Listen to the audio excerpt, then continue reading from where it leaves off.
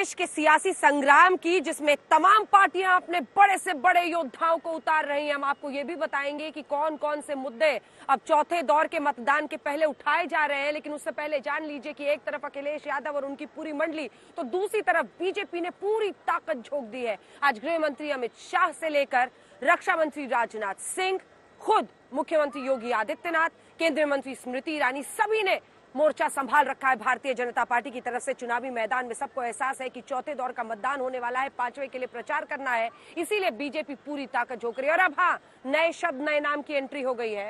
योगी आदित्यनाथ ने अखिलेश यादव पर दंगेश कुमार कह के समाजवादी पार्टी पर आक्रमण कर दिया।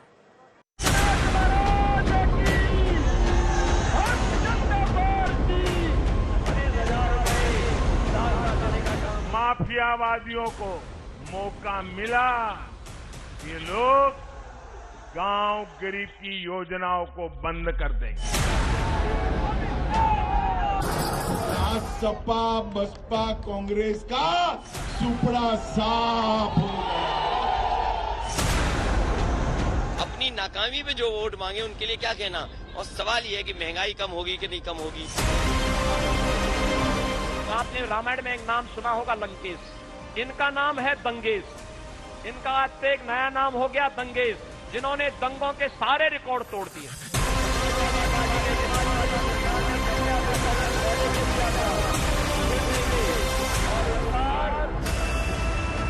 अब तक 172 सीटों पर चुनाव हो चुका है। अब लड़ाई सत्ता की तरफ बढ़ रही है, क्योंकि चौथे चरण के चुनाव का काउंटडाउन शुरू हो चुका है और पांचवें चरण के लिए तगड़े दांवपेच आजमाए जा रहे हैं। ऐसे में चौथे और पांचवें चरण को मिलाकर लड़ाई 119 सीटों की है। और इस बीच प्रधानमंत्री मोदी दावा कर रहे हैं कि यूपी में जीत का चौका लगने वाला है। यूपी चुनाव में इस बार भी जीत का चौका लगने वाला है। चौका एक बार 2014, दूसरी बार 2017, तीसरी बार 2019 और इस बार चौका। प्रधानमंत्री मोदी यूपी में जीत का चौका लगवा रहे हैं, तो केंद्रीय गृह मंत्री अमित शाह यूपी में पहले 3 चरणों के चुनाव में जीत की क्रोनोलॉजी समझा रहे हैं। 3 चरण का चुनाव समाप्त हो गया है, हो गया ना। परिणाम जानना है क्या होने वाला है यूपी में? अरे पीछे बोलो, जानना है क्या? मैं बता दूं क्या? पक्का जानना है? यहाँ सपा बसपा कांग्रेस का सुपड़ा साफ हो गया। 300 से ज्यादा सीटों के साथ भारतीय जनता पार्टी की सरकार बनने वाली है मित्रों। 300 से ज्यादा। लेकिन अखिलेश यादव के पास भी चुनाव का अपना गणित है और वो ये भी बता रहे हैं कि चौथे चरण तक जब 231 सीटों पर चुनाव होगा तो वो बहुमत के आंकड़े यानी 202 को पार कर चुके होंगे। देखिए, समाजवादी पार्टी को जनता ने पहले चरण में समर्थन दे दिया है। पहले चरण, दूसरे चरण में शतक लगा है और उसके बाद जो तीसरा चौथा है, मैं ये दावा कर सकता हूँ कि समर्थन और बहुमत चौथे चरण के बाद हो जाएगा। 7वें चरण तक ऐतिहासिक बहुमत सरकार बनने जा रही है गठबंधन की। इस वक्त यूपी में चुनाव 2 टारगेट के साथ लड़ा जा रहा है। एक तो 23 फरवरी यानी कल 59 सीटों पर वोटिंग है, जिसका प्रचार आचार संहिता के हिसाब से खत्म हो चुका है। दूसरा 27 फरवरी को 60 सीटों पर वोटिंग है, जिसका प्रचार अभी चल रहा है। अब पार्टियां एक तीर से 2 शिकार कर रही हैं। 5वें चरण के प्रचार से चौथे चरण के वोटरों को लुभाने की कोशिश हो रही है और इसके लिए बीजेपी ने प्रचार का गियर बदला है। वो कैसे, आइए आपको समझाते हैं। आज की तारीख को ही ले लिया जाए तो आज बीजेपी के सारे स्टार प्रचारक चुनाव मैदान में उतरे हैं। खुद प्रधानमंत्री नरेंद्र मोदी से लेकर मुख्यमंत्री योगी आदित्यनाथ, केंद्रीय गृह मंत्री अमित शाह, केंद्रीय रक्षा मंत्री राजनाथ सिंह, बीजेपी अध्यक्ष जेपी नड्डा, केंद्रीय मंत्री स्मृति ईरानी। बिजली आप लोगों को लगातार मिल रही है, इसे हमारे श्रीकांत शर्मा। अब यूपी का चुनाव किस लाइन पर चल रहा है वो आपको समझाते हैं। पहले और दूसरे चरण में जाट और मुस्लिम कॉम्बिनेशन था। तीसरे चरण में मुस्लिम और यादव कॉम्बिनेशन पर अखिलेश का फोकस था। और बीजेपी उसे तोड़ रही थी। कैसे पीएम मोदी ने तीसरे चरण की वोटिंग के दौरान आतंकवाद पर समाजवादी पार्टी को घेरने की कोशिश की और राजनीति में साइकिल बॉम्ब की एंट्री हुई। यहाँ समाजवादी पार्टी का जो चुनाव सिंबल है ना, उनका चुनाव का निशान है ना, तो शुरू में जो बम धमाके हुए वो सारे के सारे बम धमाके उन्होंने बम साइकिल पर रखे हुए थे। अब बीजेपी के तमाम शीर्ष नेताओं के भाषणों का पैटर्न कुछ ऐसा ही है। ऐसे में सवाल ये है कि जिस तरह से 2017 में शमशान, कब्रिस्तान और रमजान से चुनावों की हवा बदली थी, क्या 2022 में आतंकवाद का फॉर्मूला चलेगा? बीजेपी का हाथ बेटियों की सुरक्षा के साथ, बीजेपी का हाथ गौ माता की रक्षा करने के साथ, लेकिन समाजवादी पार्टी का हाथ आतंकवादियों के साथ। बताओ भारतीय जनता पार्टी के लोग झूठ बोलते कि नहीं बोलते? और अगर इनके भाषण सुनोगे तो इनके जो छोटे नेता हैं वो छोटा झूठ बोल रहे हैं, जो बड़े नेता हैं वो बड़ा झूठ बोल रहे हैं। अब तक दंगों पर समाजवादी पार्टी को घेरते आए योगी ने चुनाव में दंगेश की भी एंट्री करवा दी है।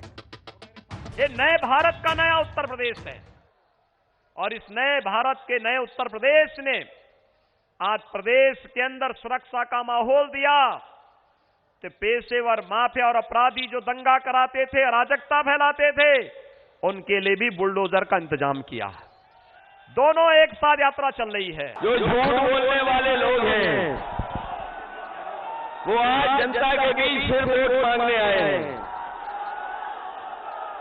इस बार जनता ने भी मन बना लिया है कि इनको माफ नहीं करेंगे, इनको साफ करेंगे, साफ कर देंगे। यूपी की इस लड़ाई में ओवैसी भी बराबर गरज रहे हैं। 5वें चरण के प्रचार में ओवैसी ने अमित शाह को सीधे टारगेट किया। अमित शाह ने अपनी तकरीर में कह दिया कि 12वीं पास करके जो भी इंटर में जाएगा,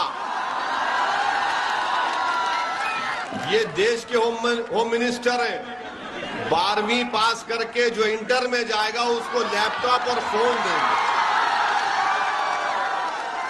वाह शाह साहब, क्या दिमाग पाया आपने, वाह। यूपी का चुनाव इस वक्त बेहद दिलचस्प मोड़ पर है, क्योंकि सत्ता तक पहुंचने का रास्ता अब तय हो रहा है और जोर आजमाइश जबरदस्त चल रही है। आज तक ब्यूरो। पिछले कई दिनों से हिजाब का मुद्दा न सिर्फ कर्नाटक में बल्कि पूरे देश में विवाद का केंद्र बना हुआ है। तमाम सियासी पार्टियां भी चुनाव के वक्त को देखकर इसे भुनाने की पूरी कोशिश कर रही हैं। लेकिन आपको बता दें कि कर्नाटक के शिमोगा में एक बजरंग दल के कार्यकर्ता की हत्या के बाद तनावपूर्ण स्थिति बनी हुई है। शिमोगा में ग्राउंड रिपोर्ट हमारी सहयोगी ने आपके लिए बनाई है, वो रिपोर्ट भी हम आपको दिखाएंगे, जिससे हत्याकांड के बारे में पूरी जानकारी आप ले पाएंगे। लेकिन आपको बताते हैं कि आखिर किन परिस्थितियों में कैसे की गई है ये हत्या। जी हाँ, बजरंग दल के उस कार्यकर्ता की हत्याकांड में आरोपियों तक पहुंच गई है पुलिस। कर्नाटक के शिमोगा में बजरंग दल के कार्यकर्ता की हत्या पर आक्रोश धधकता ही चला जा रहा है। 23 साल के हर्षा की हत्या पर शिमोगा में भड़की चिंगारी जम्मू कश्मीर से लेकर उत्तर प्रदेश तक भी आ चुकी है। कर्नाटक के शिमोगा में इस वक्त माहौल तनाव से भरा हुआ है। चप्पे चप्पे पर रैपिड एक्शन फोर्स के जवान तैनात हैं और पुलिस पूरी तरह से एक्शन में है। इस मामले में अभी तक 3-4 लोगों को हिरासत में लिया गया है। बजरंग दल के कार्यकर्ता हर्षा के हत्या के बाद यहाँ पर शिमोगा में बहुत ही ज्यादा शोर मचा हुआ था। आज लेकिन यहाँ पर बहुत भारी पुलिस डिप्लॉयमेंट है, यहाँ पर कर्फ्यू भी लगाया गया है, सेक्शन 144 भी लगाया गया है। आज तो शांत है, मगर कल तक यहाँ पर बहुत ही शोर मचा था। यहाँ पर गाड़ियों को जलाया गया था, पत्थरबाजी हुई थी और बहुत सारा लोग तलवार लेके यहाँ पर चल रहे थे। इतनी टेंस सिचुएशन थी कल तक, मगर आज एक शांत सा है। आरएएफ टीम ने एक फ्लैग मार्च भी किया था यहाँ पर लोकल्स को एक भरोसा देने के लिए कि अब सब कुछ ठीक है, मगर फिर भी यहाँ पर 2 दिन का कर्फ्यू लगाया गया है। रविवार यानी 20 फरवरी को कर्नाटक के शिमोगा में बजरंग दल के कार्यकर्ता हर्षा की हत्या कर दी गई थी, जिसके बाद पूरे इलाके में अंतिम संस्कार के दौरान हिंसा भड़क उठी। पत्थरबाजी से लेकर आगजनी की घटनाएं हुई और इस हिंसा में एक फोटो पत्रकार और महिला पुलिसकर्मी समेत 3 लोग घायल हो गए। अब हर्षा हत्याकांड में पुलिस को बड़ी कामयाबी हाथ लगी है। सभी आरोपियों की पहचान कर ली गई है। पुलिस की टीमें शिमोगा जिले के बाहर से लेकर अंदर तक आरोपियों को तलाश रही है। All accused have been identified. Teams are outside as well as within Shimoga district. So the work is going on, and we are on the verge of closing out and completing the detection and getting the accused. So what about? Police का कहना है कि धारा 144 लागू होने के बावजूद मंगलवार की सुबह तुंग नगर क्षेत्र में कुछ वाहनों को आग लगा दी गई।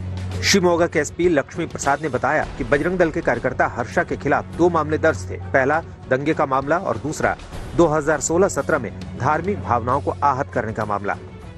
हर्षा हत्या केस में अभी तक जिन आरोपियों की पहचान हुई है उनमें काशिफ, नदीम, आसिफ और रिहान का नाम आ रहा है, जिनकी उम्र 20 साल के आसपास है। सूत्रों के मुताबिक इन आरोपियों की बैकग्राउंड की पड़ताल की जा रही है। सुबह से शाम रात के 8 बजे तक घर पे थे। रात के 8 बजे के बाद में बच्चे को पैम्पर्स लातूं और को ना बाहर गए सो। उसके बाद 11 साढ़े 11 बजे घर को आए उन्होंने। क्या वजह से इतना खुद लेट हुआ ना, कहाँ गए थे को पूछने से समय छोकरन साथ था, वो लेट हुआ कर को बोल को ना आए। मारे गए बजरंग दल कार्यकर्ता की वजह हिजाब विवाद बताया जा रहा है, क्योंकि हिजाब विरोध प्रदर्शन में हर्षा ने हाल ही में सोशल मीडिया पर एक पोस्ट लिखी थी, जिसके बाद ये वारदात हुई। हिजाब के समर्थन और धधकते विरोध में हर्षा की हत्या ने एक नए हंगामे को जन्म दे दिया है, जिस पर काबू पाने के लिए पुलिस को भी एड़ी चोटी का जोर लगाना पड़ रहा है। हत्या के बाद तनावग्रस्त माहौल को देखते हुए जिला प्रशासन ने स्कूलों और कॉलेजों में छुट्टी का ऐलान कर दिया है। इसके अलावा यहाँ धारा 144 लागू कर दी गई। शिमोगा में हिंसा और आगजनी की 14 अलग अलग वारदात हुई है। अब इस पूरे मामले पर कर्नाटक में जबरदस्त सियासत भी हो रही है। बजरंग दल इंसाफ की मांग कर रहा है। कर्नाटक सरकार पर हिजाब मामले में गंभीरता न बरतने के आरोप लग रहे हैं। नबीला जमाल के साथ नोलन पिंटो, शिमोगा, आज तक। कर्नाटक के शिमोगा में एक बजरंग दल के कार्यकर्ता हर्षा की मृत्यु के बाद जबरदस्त बवाल, तनाव पहले कर्नाटक में था, लेकिन अब ये बवाल गुजरात, उत्तर प्रदेश, जम्मू तक पहुंच गया है। लोग इंसाफ की बात कर रहे हैं, इंसाफ मांग रहे हैं और हिजाब पर बवाल काट रहे हैं।